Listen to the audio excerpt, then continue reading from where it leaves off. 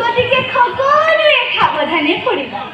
কামো আমি কিমান এনেদৰে লগত যুদ্ধ কৰি ফুৰিম গৰু গাই লৈ ঘৰলৈ যাওঁ ব'লা কামো। হয় কামো আমি গৰু গাই লৈ ঘৰলৈ যাওঁ ব'লা।